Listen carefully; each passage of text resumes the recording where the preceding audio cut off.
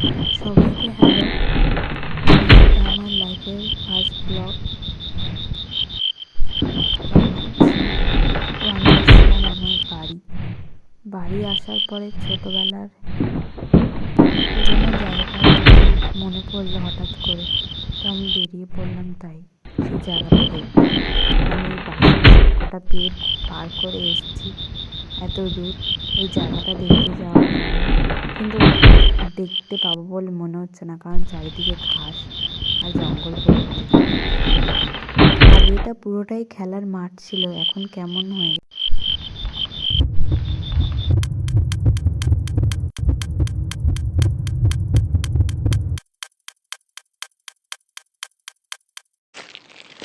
চলো এবার যাওয়া যাক। ঠিক আমি কোথায় এসেছি আমি নিজেও জানি না, আমি শুধু যাচ্ছি, যা দেখছি তোমাদেরকেও দেখাচ্ছি।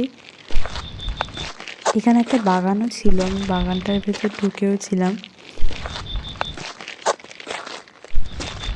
তো এখানে যেতে যেতে আমি একটা ঘাসের মধ্যে দিয়ে রাস্তা খুঁজে পাই। তো আমি ওকে ডাকি যে এদিকে একটা রাস্তা খুঁজে পাওয়া গেছে। তো বলতে ও তাড়াতাড়ি করে আসে, এসে আমরা ঘাসের মধ্যে দিয়ে রাস্তাটা ধরে খুঁজতে যেতে থাকি যে রাস্তাটা কোথায় গিয়ে উঠছে। এত উঁচু উঁচু ঘাসের মাঝখানে একটা এরম রাস্তা পাওয়া, নিশ্চয়ই এখান দিয়ে কেউ চলাফেরা করে। তো সেটাই জানার জন্য যে রাস্তাটা কোথায় যাচ্ছে আমরা চলতে শুরু করলাম। রাস্তাটা ধরে যাচ্ছিলাম, বুঝতে পারছিলাম না যে কোথায় যাচ্ছি, কিন্তু শুধু যাচ্ছিলাম। যেতে যেতে হঠাৎ করে এরকম একটা জায়গা খুঁজে পেয়েছি, যে জায়গাটার মধ্যে এত উঁচু উঁচু ঘাসের মধ্যে এই জায়গাটার মধ্যে কিন্তু কোনো ঘাস নেই। আর জায়গাটা মানে এতটাই ফাঁকা যে গা ছমছম করছিল। দেখে মনে হচ্ছিল যে এখানে যেন কেউ বাস করে। তো আমি তো বুঝতেই তো পারলাম না যে সব জায়গার মধ্যে এই জায়গাটা কেন ঘাস নেই। তো আমি এখানে দাঁড়িয়ে কয়েকটা ফটো তুললাম। ফটো তোলার পরে আমি এদিক ওদিক ঘুরে দেখছিলাম। দেখতে দেখতে হঠাৎ করে মনে পড়লো যে আমাকে বাড়িও যেতে হবে। তো বাড়ির রাস্তায় এবার আমরা খুঁজতে লাগলাম, যেদিক দিয়ে এসেছি সেদিক দিয়ে কি যেতে হবে। আর ওইদিকে তো আমার মারা আমাদেরকে ডাকাডাকি করছে, কারণ আমরা দুজনে এদিকে চলে এসেছি।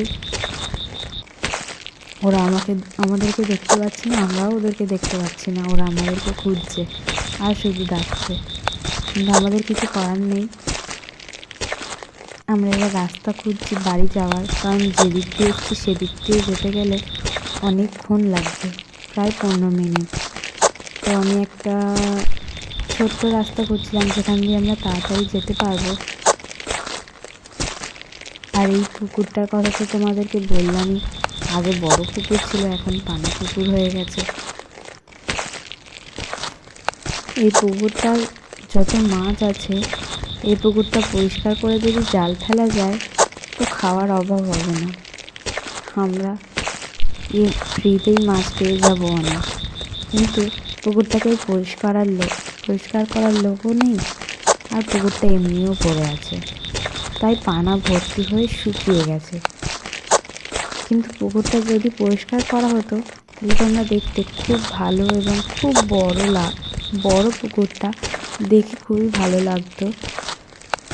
পুকুরের তো এখন এই অবস্থা, খুবই খারাপ অবস্থা। আমার দেখে খুব খারাপ লাগলো। ছোটোবেলায় যখন আসতাম এখানে পুকুরটা পুরো পরিষ্কার ছিল, আর আমি এই পুকুরের ধারে বসে থাকতাম। তো এখন অনেক অনেক বছর পরে এখানে এসেছিলাম, তো খুব ভালোই লাগছিল। আমি এই জায়গাটায় এসে আবার একটু বুক ধুক করছিল। ভয়ে ভয়ে আমি একটা রাস্তা খুঁজে পেলাম বাড়ি যাওয়ার জন্য। তো এখানে এতটাই ঘাস ছিল উঁচু উঁচু যে ভয় লাগছিল। আমি ভাবছিলাম যে কোনো সাপ এদিক ওদিক হলে আমাদের পায়ের উপর দিয়ে চলে যেতে পারে। আমি এই কারণেই খুবই ভয় পাচ্ছিলাম, কিন্তু বাড়ি তো যেতে হবে। যেদিক দিয়ে এসেছি না যেদিক দিয়ে যেতেই হবে। তো আমি সাহস করে এগিয়ে চললাম। ও তো বারণ করছিল যে না যেতে হবে না এদিক দিয়ে, তাও আমি সাহস করে চলে এসেছি। এখানে দাঁড়িয়ে আমি কয়েকটা ফটো তুলে নিয়েছি। এখানে আমার দাঁড়িয়ে খুব ফটো তুলতে খুব ভালোই লাগছিল, মাঝখানে হাওয়ার মাঝখানে। আর এখানে একটা নৌকা। এবার আমাদের বাড়ি যাওয়া পালা। বাড়ি যেতে গিয়ে আমি একটা জিনিস লক্ষ্য করলাম, তোমাদেরকেও দেখাচ্ছি। দেখো এখানে একটি ছোট্ট ডোবা মতন, আর এই ডোবার মাঝখানে ছোট্ট ছোট্ট পানা ফুল, কি পাতা আমি জানি না, এটা তোমরা কমেন্ট করে বলো। তো দেখে গোলাপ ফুলের মতন লাগছিল জলের মাঝখানে, ওই ছোট ছোট পানাগুলো খুব দেখতে ভালো লাগছিল। তো ওটা আমি আবার ওখানেই রেখে দিয়ে চলে এলাম। এবার আমার বাড়ি যাওয়ার পালা। যে সাঁকোটা ধরে এসেছি ওই সাঁকোটা ধরেই আমাকে যেতে হবে, কিচ্ছু করার নেই, কারণ আমার বাড়ি যাওয়ার কোনো রাস্তা নেই, এই একটাই রাস্তা যাওয়া আসার, দুটোই। এখান দিয়ে এসেছিলাম, এখান দিয়েই যেতে হবে। কিন্তু আমার বোনটা দেখো একটুও ভয় পায় না, করে ঠিক এগিয়ে চলে যাচ্ছে। আমার মা একটু ভয় পাচ্ছিল যদিও, তো আমাদের সাথে চলেই এসছে। এটা অনেকটা যেতে হবে। এখন আমাদের তো মোট 10 মিনিট লেগেছিল যেতে আসতে 10 মিনিট, মানে আমরা এই জায়গাটাতে প্রায় 1 ঘন্টার কাছাকাছি কাটিয়ে দিয়েছি। কিন্তু আমাদের মনেই হচ্ছে না যে আমরা 1 ঘন্টা এখানে কাটিয়েছি। এদিক ওদিক দেখতে দেখতে মনটা পড়ে যাচ্ছিল। শুধু এখানে দুর্ভাগ্যের বিষয় ঘাস আর মাঠগুলো নেই, উঁচু উঁচু ঘাস হয়ে গেছে।